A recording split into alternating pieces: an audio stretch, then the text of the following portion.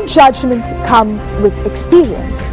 And if you can learn from the experiences of others, then that's all the better, isn't it? On that note, welcome to Going Public, a show which explores the journey that a private company makes in transforming itself into one that's publicly listed on the Colombo Stock Exchange. During the past weeks, we have explored the success stories of some of the largest corporations here in Sri Lanka. But small and medium enterprises can also benefit by going through this process. We have with us on the show today an organization that started from very humble beginnings and went on to become one of the industry leaders in its own right. On today's show, we explore the success story of Raigam Sultans PLC. And to take you through this journey, we have our capital market specialist himself and former director of the SEC, Mr. Vasula Premwardana. Vasula, over to you.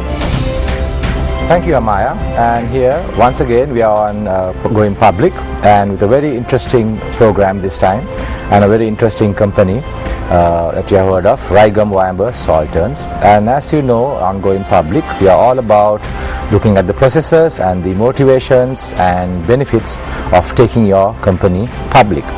And here to talk about Raigam Sultans is the chairman and managing director and independent director. Dr. Ravi Liyanage is the chairman. Welcome, Ravi. And Mr. Ganaka Amarasinghe, the managing director.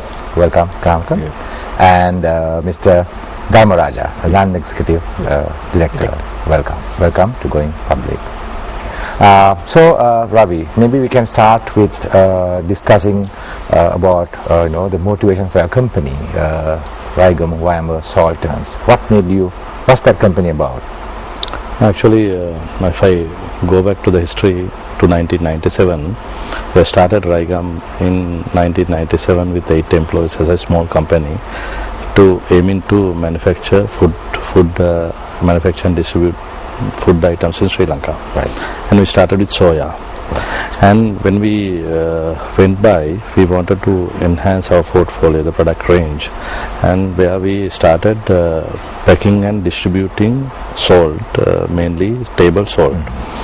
When we distributed table salt, 100% of them were imported table salt from India, and we thought why we are importing salt. We have so much salt all around us. We have so much salt. The country right around the sea, right around the country is surrounded by the sea. This is an island. Yes. There are many arid areas where it is suitable to salt manufacturing. Why we keep importing salt to Sri Lanka, mainly table salt. 100% of the usage of table salt in Sri Lanka were imported stuff, and we thought of going for a refinery. Aiming for a refinery in 2005, we have started Raigam Sultans. We incorporated as a private limited company, and we bought a plot of land in Putlam, Pallavi, and started a refinery. Right. Now we had to undergo many hurdles because of raising capital that time due to a couple of reasons. The main reason was the technology was new to Sri Lanka. Right. That salt industry, if I'm not making a mistake, it's one of the oldest industry existing in Sri Lanka, but nobody has taken any initiatives to start a salt refinery. The refining salt. Is it because it's capital intensive, or what's the I don't understand the reason, but the technology is a bit of the new technology, which crab Swiss select technology coming from Switzerland. But India, they mainly use this technology for salt refining, but due to some reason or other, nobody has started. Main reason maybe the salt industry, 90% of the salt industry was in the hands of the public sector. So the public sector, when they go to start businesses, there are hurdles here and there. Then, however, nobody has started, and we wanted to start this, and we sent our people to India for training, and we identified a couple of manufacturers who manufacture machinery for salt refining, and wanted to take a bank loan and to start industry, and they were a bit hesitated due to the fact that it's it's the new industry one in one hand, and the other one is mainly it's a corrosive material. If the industry will industry specific risk there was. Yeah, industry specific risk, and also nobody has started it, then they couldn't really predict, forecasted whether the industry will thrive. And however, we started with difficulties, and 2006 we started the operation of refinery, and thereby we went on manufacturing table salt.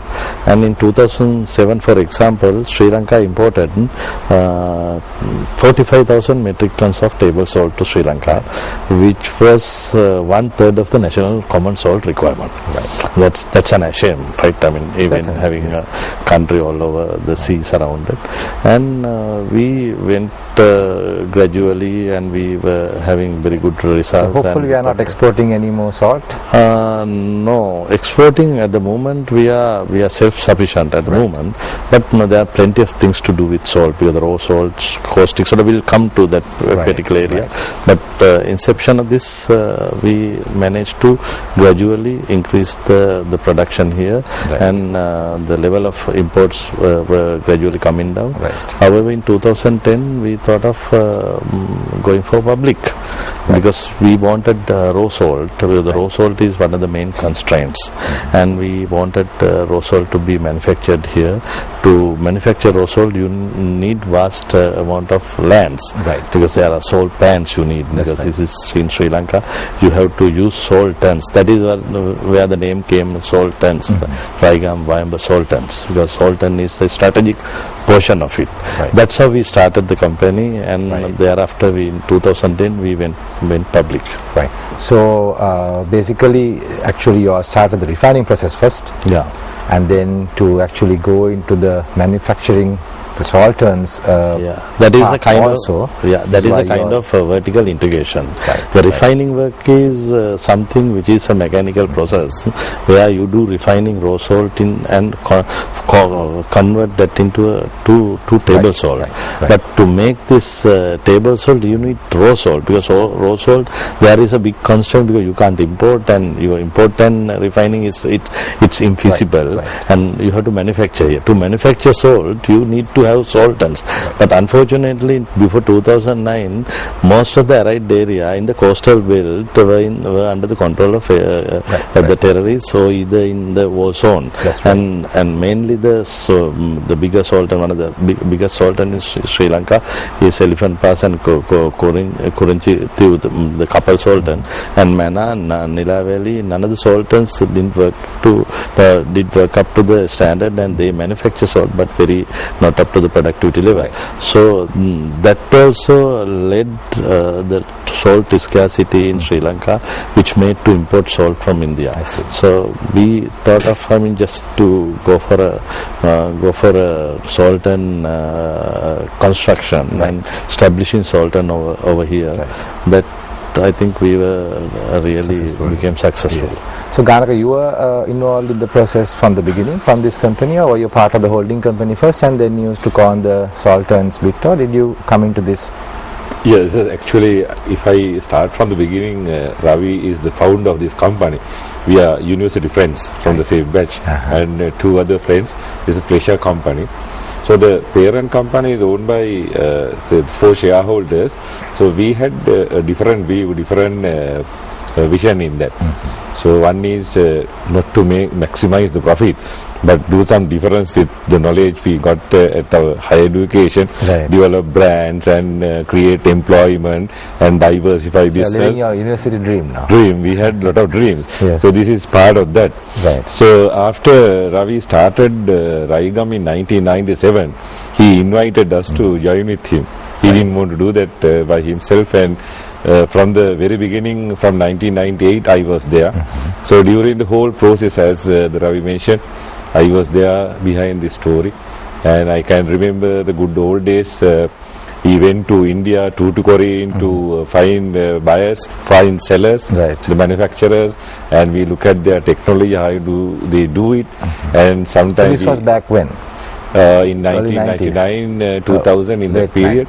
Right. And later on at our meetings, we discuss why can't we commence this process in Sri Lanka. That's right. So that is the beginning.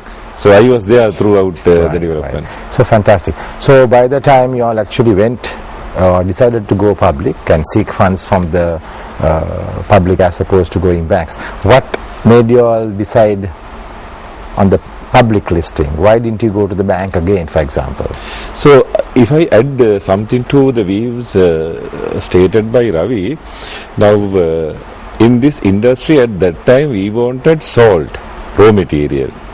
For that you have to develop solvents. That is long-term investment.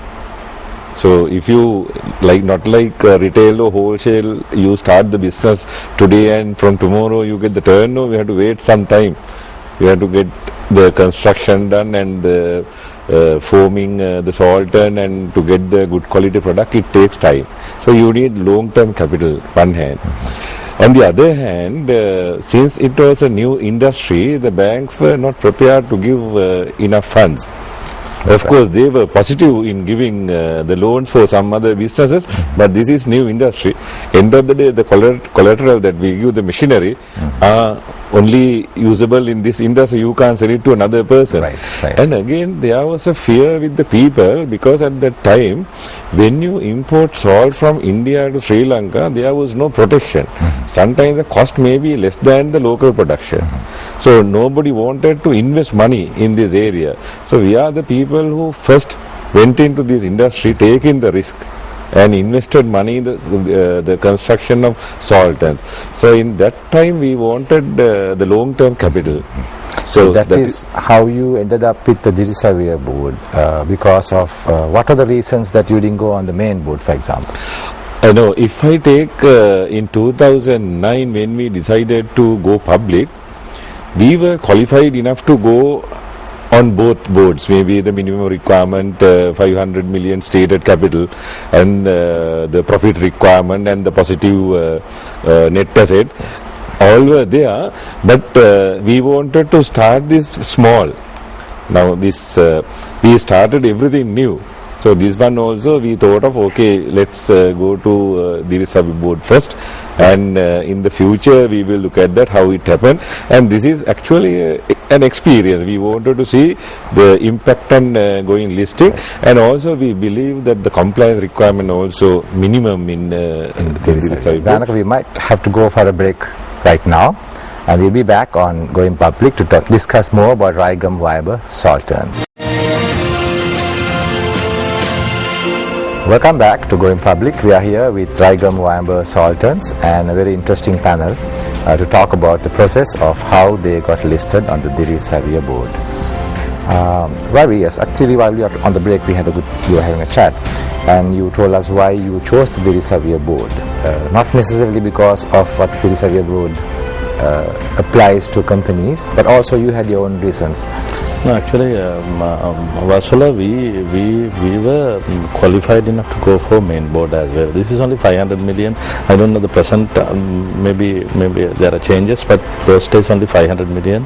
The stated capital. Right. But we could raise that capital without any problem, and there are and certain, you could go to the main board if you wanted. Even we could go for main board, but we decided it's only 100 million for the Dirisavia. Right. But we thought of going, since it is a new experience to us, and we thought of taking the experience and to see the taste of it, and not that we were really scared of going it, but thought of getting some experience. And there are certain compliances required by Dirisavia is a bit relaxed compared to main board. We went. So what do you think now? I mean, given that now you all have been listed for how many years now? No, it's only this is fourth year. fourth year. So you have quite a expert now, probably experience, with how regulatory aspects. To comply with the statutory requirement. So do you find that hassle, or do you find that complicated? No, not at all. Because now we thought of that time, as Ganaka mentioned, we wanted capital. No, if I go back to the story, no, we wanted to go to vertical diversification, that is kind of an integration, and where we wanted the Sultan to be established in Sri Lanka to be constructed. But Sultan is not a very easy stuff to do. I mean, not like a import and export business. Today you invest money and tomorrow you get money out of it, I mean, with the profit and all. But it is slowly, with kind of a concentration, with a patient, you have to invest money, and especially since you are exposed to the weather condition, it's kind of mainly through act of God, like, the rains, the seasons are not very much after the tsunami, they are not supportive to the salt industry. Most of the arid areas also become wet in certain period, unexpected rains in especially yellow season, not the rains were coming at the middle of the season. Those type of hostile environment, we didn't want to invest money, the bank borrowed funds to invest money and taking our industry into the risk. I mean, so we thought of, going for, since it is a long going investment, and to making sultans and the soil and the earth movement, construction of barns and all that are there. It's now we are constructing. It's not the main in the listed company, Raigam Eastern Salt Company. It's the largest sultan. It's about 1,805 acres. It's the largest sultan upon construction, once the entire construction is completed. Right. But it will take at least about 7 years to complete the whole job, right? So then, since it's a long levy, the investment, we wanted to, just to share that experience with the investors, because investors also, we thought that we look at this matter, our theme was, it is Hiru Samuduru Pavatinaturu, because it's all the sun, it's the sun and sea live on, right? This is the motto we came out with, because it's sun, all free of energy, free of charge. This is only industry which you get free of charge energy, and the raw material is sea water. It is free of charge again. The main two ingredients, the raw material and energy, came free of charge. But only thing, it's mainly through act of God, because you don't know when you get rains, when you get in the dry season. But we were to be watchful, and we had to face certain harsh conditions. Where we slowly get into this industry, and people, when we came out with this motto, people captured it. So that is what the reason that within course of the industry, without, that was a long silent about 2-3 years after 2007 until 2010. Nobody came except few companies, and we were first to come to the listing, and it was oversubscribed in 30 minutes, about 20 times.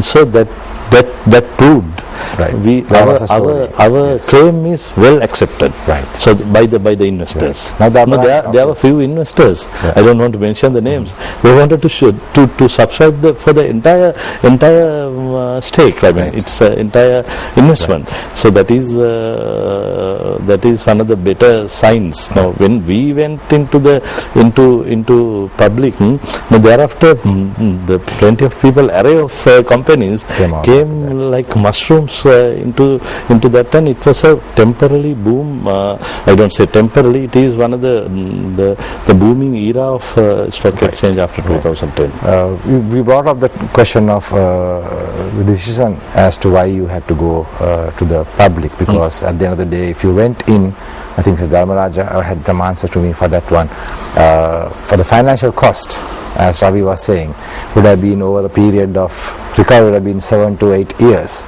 the actual payback. So was that one of the reasons specifically that you avoided debt and you went into the public? That is not only the reason that we have gone for the equity issues.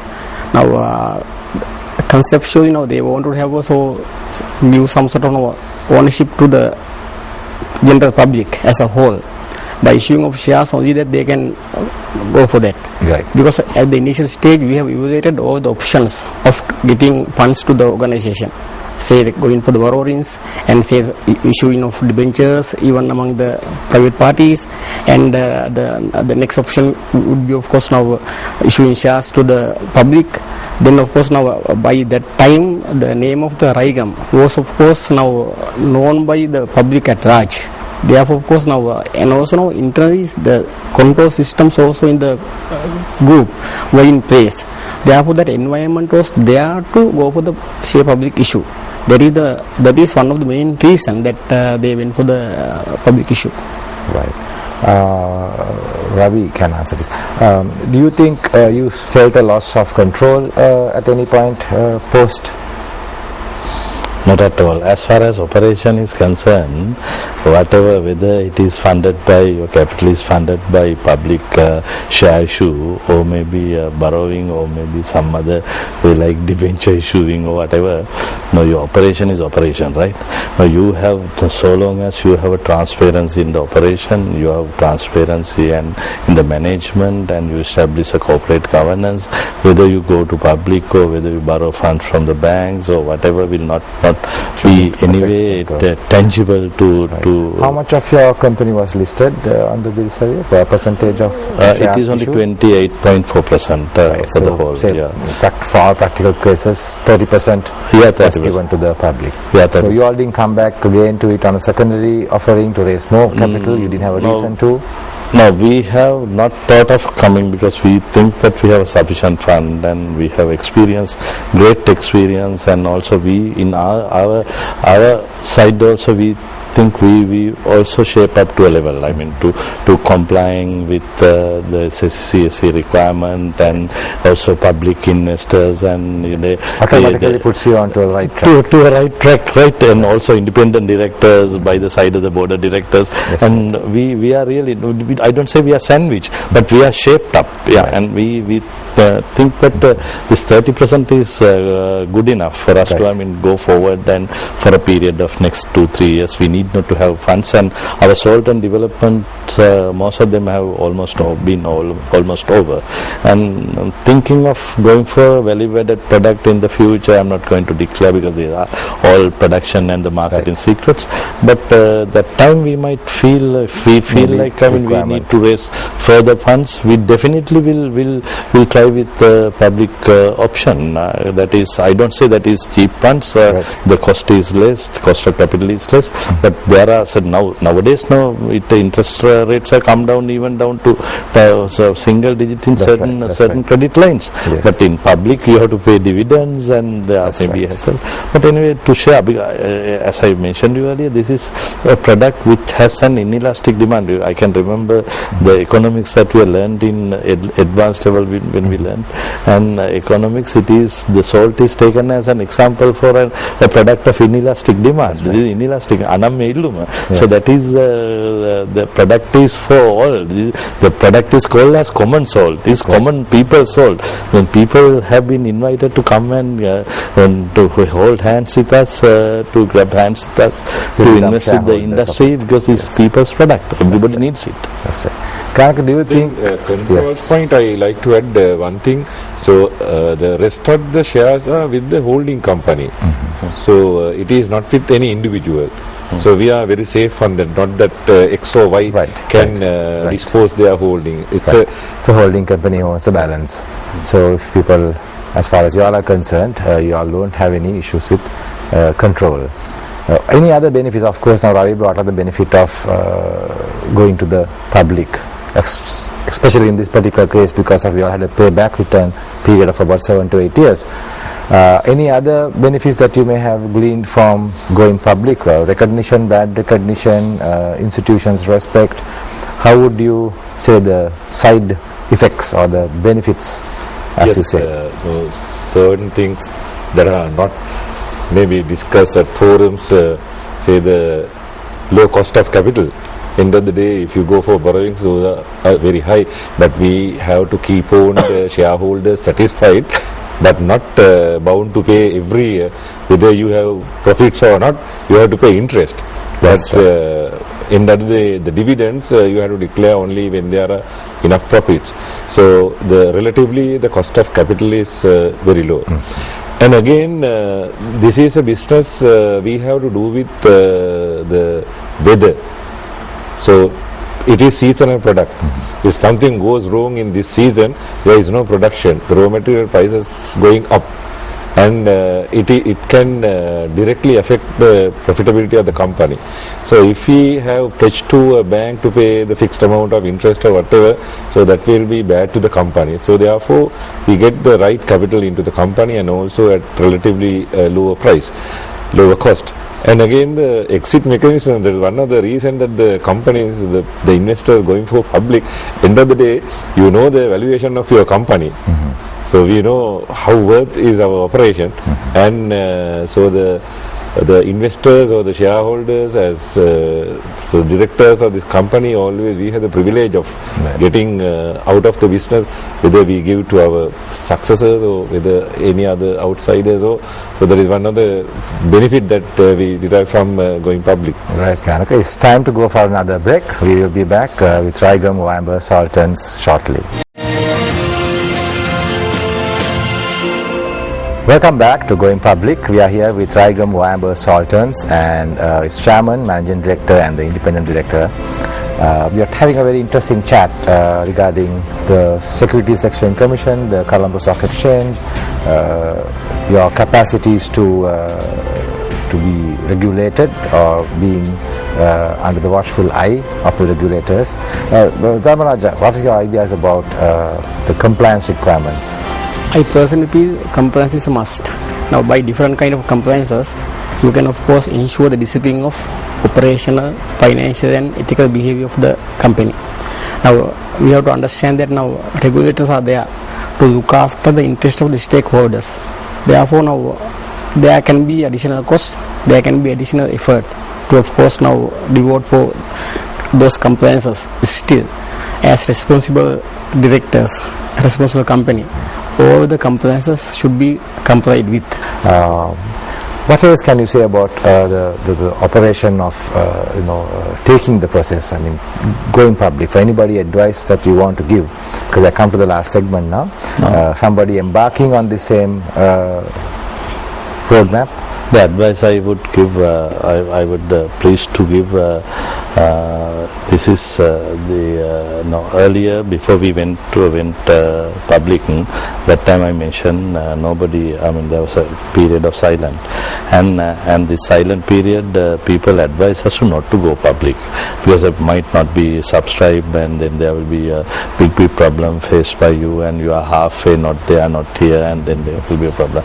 We took a risk and went for that, but the advice that I am giving, there are many companies operating in Sri Lanka, and especially those who are strategic enough and capable enough to run a business at a higher level.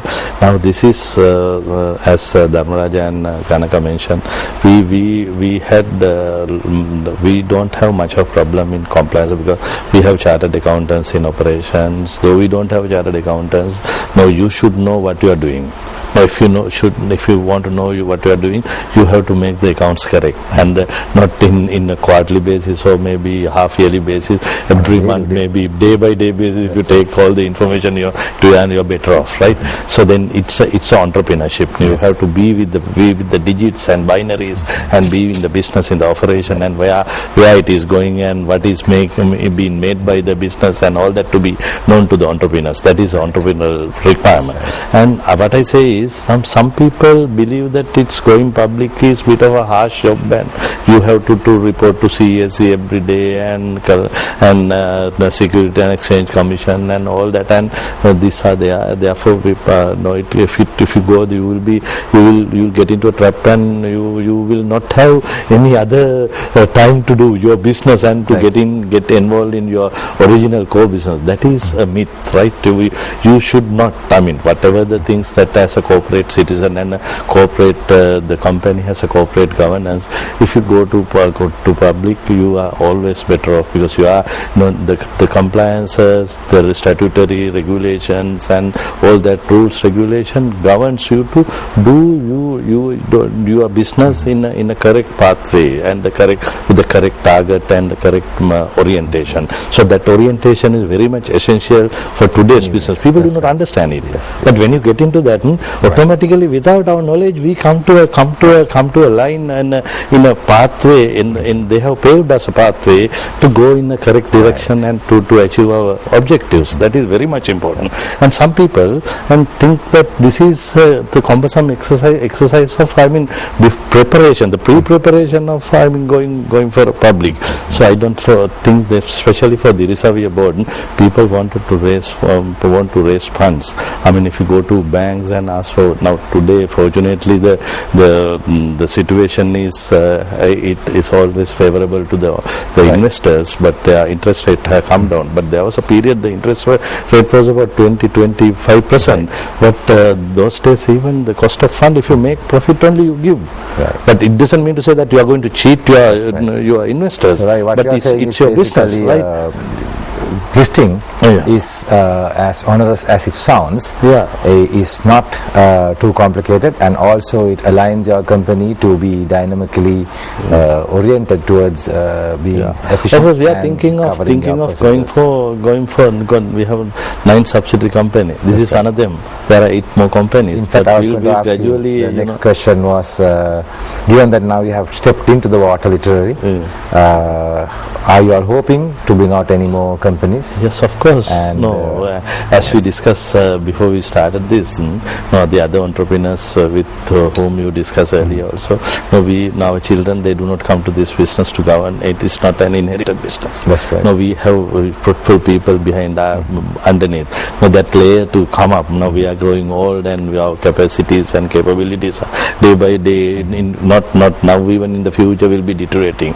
And the good hands will take the business in the future, and we should allow them to run the business. May not be they may not be to our family relatives or siblings or nobody, but then they will run. In the same way, if we should allow the business also to be transparent, and there are investors to come down. Today is 30%, tomorrow might be 50%. Some other day, if we want to sell our shares or the company shares, we will keep our stake only 20%, the 80% might go to public. We are better off. We can say that people are given. We call our company as a true Sri Lankan company. The true Sri Lankans to do true Sri Lankan works. So that is what I am telling. Without any hide and seek business, and to maintaining the high scale of transparency. So long as we can maintain high scale of transparency, you shouldn't be worried about going public and making the company public. So that will get more and more benefits than that of you think of. Ganaka, I think we have a few minutes left. Maybe in summary, what would you advise any other entrepreneurs who are trying to embark on your path that you all have taken? Yes, now in Sri Lanka, what happened, there are a lot of good entrepreneurs. So you can remember some 50 years ago, we had Karunaratna and Putrayo, Karunaratna Sahodarayo. So the business was restricted to the family, father and children, and father and one person and the brothers. That's right. And only the family members. But the time is up for us to join with the modern world and let the others also come into the business and give benefit. The whole company benefits. Everyone benefits. Then it will last. If you take Karunaratna Sons, will not last. After Karunaratna and Sons, it will go out. That's right. And Karunaratna Brothers will not last. But if it is Karunaratna PLC, definitely it will be there. Will go on forever. I know good example. Sometimes back before Raigam, I worked at Harishchandra Mills Mathur. Mr. C.A. Harishchandra is a good model. Mr. C.A. Harishchandra went public in 1970s. Right. So he was visionary leader. At that time he decided to go for public. Today the value of a share is huge, and that business is very much established. Right. So therefore that's a good example. Like in the recent past, the companies like us, we experience, we tested whether it is good or bad, and now in public we can say that is good. And also we have very good example in the past also. So as now we have to understand our role, being the chairman, managing director. So we have as board members, we have a different role to play. Number one is the business. End of the day, we should make turnover, we should make profit, and the business should run. We should look at the environment and get the raw material, machinery, technology in time. Let the business run and develop that. So when you take this, the compliance is compared to business is less than 1%. Right. So that is there in the books, regulations. You do this at this time, submit the document, that's all. You recruit the correct person into that, qualified man, let him look after that. Right. So the directors, the entrepreneurs, you play your role. Right. So end of the day, your business is better off. Right. And also you get the very established, long-term, healthy business. Very good. Any last words? I also for this now listing, now there's a myth among the business people that listing is a difficult exercise. Even after getting listed, there are various, of course, now compliances to be adhered to. But it's still, if you are going to compare with the benefits, so those things, benefits are huge than the cost. Therefore, of course, now I always encourage any company or any businessman outside Colombo especially to go for listing according to their size as soon as possible. Right. Well, thank you very much, Ravi, Ganaka, and Dharmaraja. Amaya. What an insightful as well as interesting discussion, Marcella. I'm sure that answered some of the questions you may have when it comes to taking this next big step in the future of your company. With that, we are going to wrap up this week's episode of Going Public, but we will be back next week as well with another great episode. Until then, take care and have a great day.